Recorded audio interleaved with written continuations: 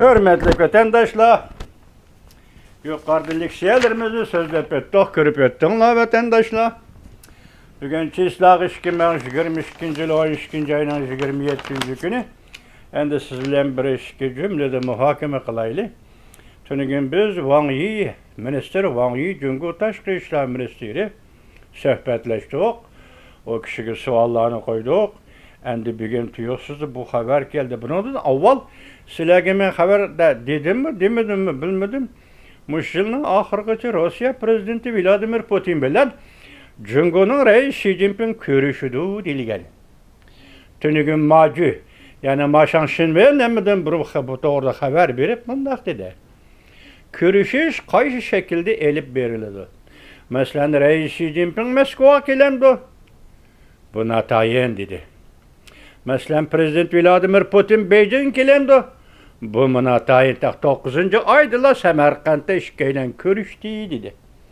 Ondaqda qandaq görüşüdü? Yaki ekran arqılıq, yaki telefon arqılıq görüşüdü dedi.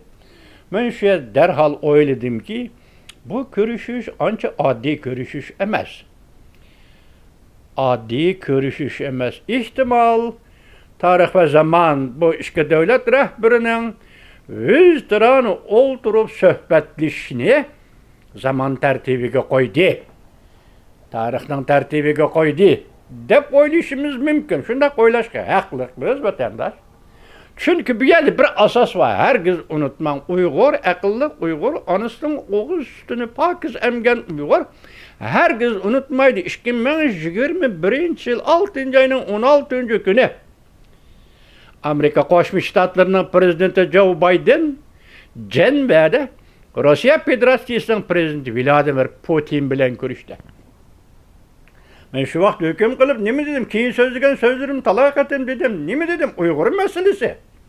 Ben üzüp eytemem bu Uygur meselesi. Sebebi ne mi? Vakit üzü bilen billah vatandaş.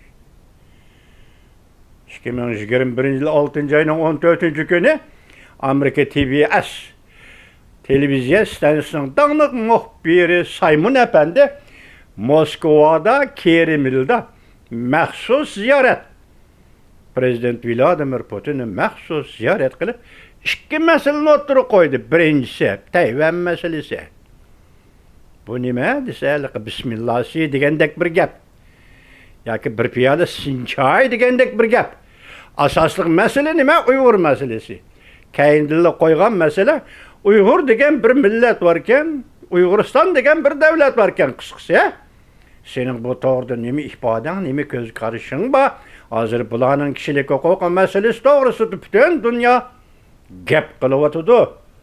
Amerika Koşmuş Ştatları kişilik hukuk meselesi bu işi bu mesele köngül bölüvatıdı.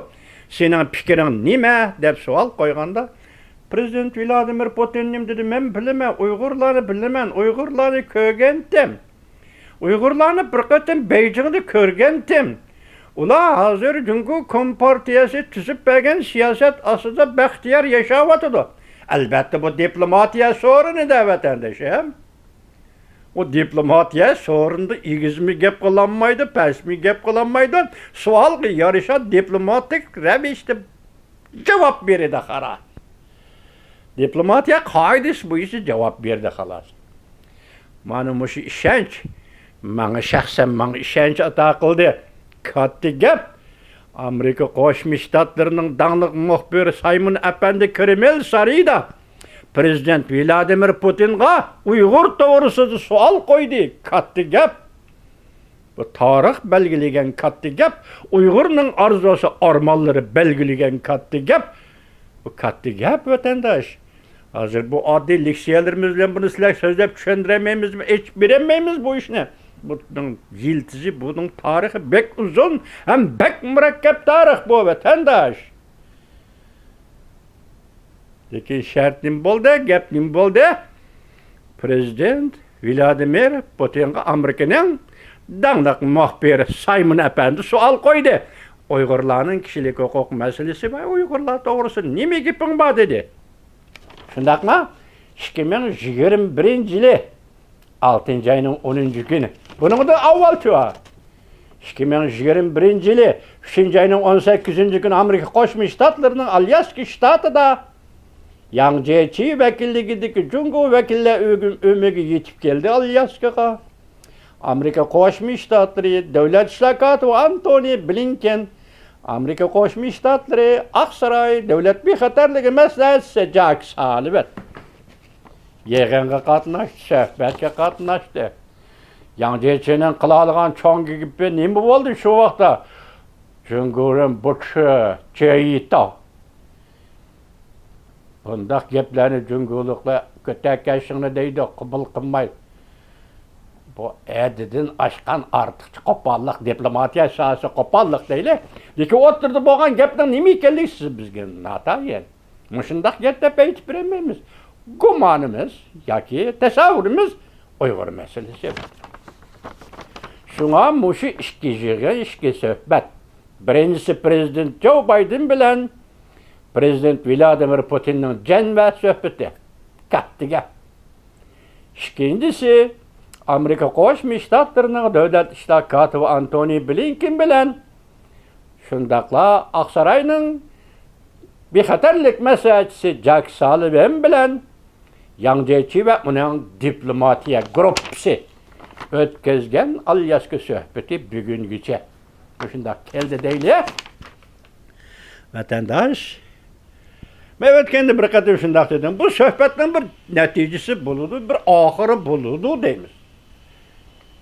Bir to'xtaydigan tochkisi bo'ladi, to'xtaydigan bir nuqtasi bo'ladi. Cheksiz suhbat, davomli suhbat qildigan gibi. Amerika Qo'shma Shtatlar bu davlatlarning unda vaqti yo'q vatandaş. Bunun bir vaqt taqozzoligi bo'ldi, vaqt xirisi bo'ladi. Vaqt jiddiligi bo'ldi, ta'xirsizligi bo'ladi vatandaş. Men shunga tunigan Wang Yi apandi bilan minister, tashqi ishlar ministri suhbat qurdim. Bugün endi tuyuqsizda Prezident Vladimir Putin bilan Jungo'ning raisi Xi Jinping mush yilning oxirida 4 kun qoldi. Bugün 27, 4 kun qoldi, 31. 4 kun qoldi. Qaysi kuni? Uni siz, uni men bilmayman. Biroq bu yerda ko'rishish shakli qanday bo'ladi? Men boshida dedim, 100 turan o'tirib ko'rishish kerak. 100 turan o'tirib, xuddi Samarqandda ko'rishgandek ko'rishish kerak. Qoida bo'yicha. Diplomatiya rasmiyati qoida bo'yicha va masalaning jiddiligi bo'yicha aytgani shunday ko'rishish kerak. Mayli deb turayli. Mayli telefon suhbati bo'lsin. Prezident Vladimir Putin bilan rais Xi Jinping o'tirisida mayli ekran suhbati bo'lsin. Prezident Vladimir Putin bilan rais Xi Jinping o'tirisida zada nima? Suhbat temisi nima? Suhbat mavzusi nima?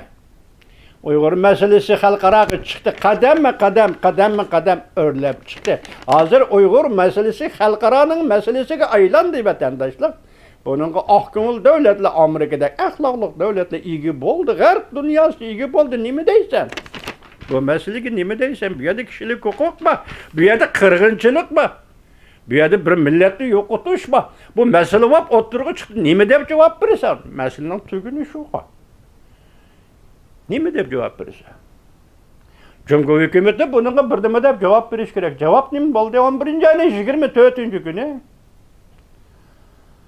Urumchi shahrida 44 nafar kuyib yaralanganlar 188 nafar. Men 4 kishini men Xitoy hukumatining doklatiga ishonmayman. Ot ko'ydirib o'ldirildi, ot ko'ydirib yaralandirildi. Butun dunyo hudotda. Hatta Jungo'da Urumchi shahriga o'ltiraqlashgan Xitoy hanzu ko'chmanlari mi o'ttirg'i chiqib buning namoyish orqali javob qaytardi. Bu ajoyib bir ish. Tarixning mushu daqiqasi tarixning qandoq nafas olganligini, tarixning yurikining qandoq harakat qilayotganligini, tarix nimani ko'rsatib berayotganini, qaysi nishonni oydinlashtirib berayotganligini biz dal shu vaqtda tushunmadik. Buningdan keyin bizning yosh bo'g'illarimiz buni tahlil qiladi, tadqiq qiladi. Tungan yozuvchimiz yoki to'g'ri film ishligicha majun nima dedi? Bu tarixning muqarrarligimi va yoki bu yerda qudratli bir qo'l rol o'ynayotgandu dedi. Aqli bor odam mushundaq fikr qiladi. Aqli bor odam mushundaq fikr qildi. Biz bu yerda buni ham tarixning qudrati deymiz, ham bu yerda qudratlik bir qo'l ishlayotidi, ish qilyotidi deymiz. Demak, 70 yillik hayotimizni ko'rgan Hanzu jamiyati shu, Jungu jamiyati shu bo'lsa, bu qitim Hanzu yoshlarining o'ttirg'i chiqib, jazo lagerini yo'qot, qirg'inchilikni to'xtat, Uyg'urlarni bo'zak etishini to'xtat. Ma'ni shu. Mushu shaklda namoyish qilishi bu tarixning olqishi va tarixning yo'l qo'yishi, tarixning ko'rsatmasi bilan bo'layotgan ish. Shundaqla Maju apandi aytgandek, bu yerdagi bir qattiq qudratli qo'l nima? Xudo biladi. Buni siz biz bilmaymiz. Xudo biladi. Lekin bu yerda qudratli bir qo'l tarixni shundaq harakatga keltirdi deb ishlayversiniz. Ishlayversiniz bo'laveradi. Bugün sohbetimiz bu şekil. Yani sual koyumuz. Hoş, Prezident Vladimir Putin, siz Moskvadan kelemsiz yak. Reis Xi Jinping Moskvaga baramdı. Bu nesete o çıkamaz. Hazır keldi haberni vatandaşlar yetkizip oldu. Demek mi yılın ahırgıça ya 4 gün kaldı.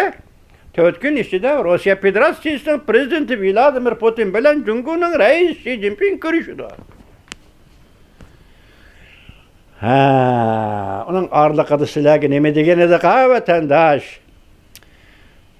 Hazır Prezident Vladimir Putin Moskvadan çıkıp gitişini oylaşıvatıdı degen. Meyli rast olsun, meyli yalgan olsun, o büyükli çoğun adamlar doğrusu haberlerinin rastın buludu, yalgının buludu oturuğa çıkıp durdu.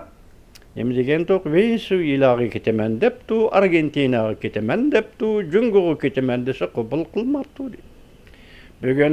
Bugünkü video filmde su şavkı, obzor su şavkını bilesler hazır. Reis Xi Jinping'in yenideki adamlarının inkası qaraganda deydi.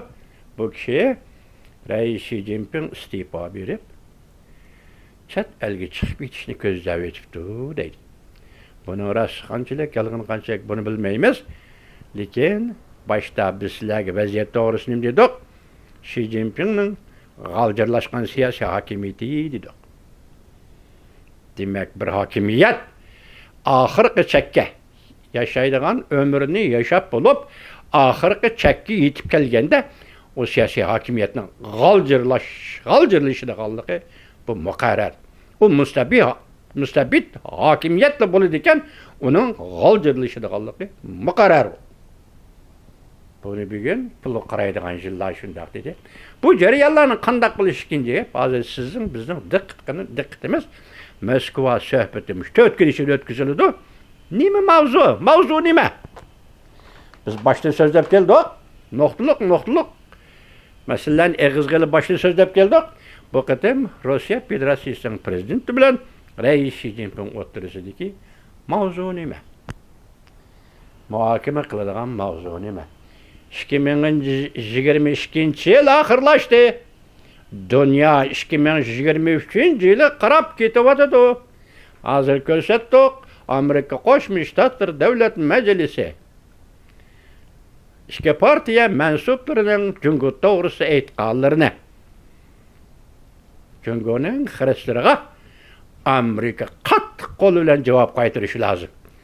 Devlet Meclisi a'zolari, ikki partiya mansublari, Demokratlar Partiyasi va Cumhuriyetchilar Partiyasi.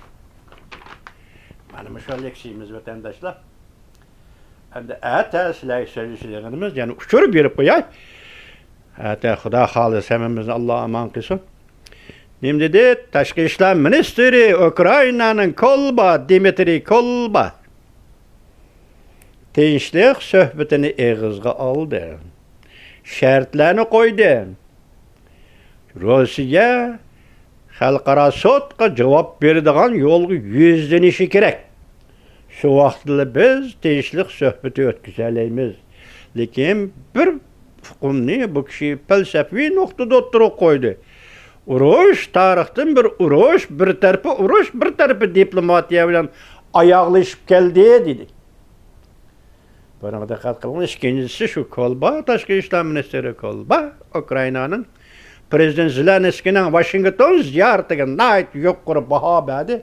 Hem intayin to'g'ri vaqtda, to'g'rilik bilan qilingan ziyorat, g'alaba qilgan ziyorat deb baho berdi.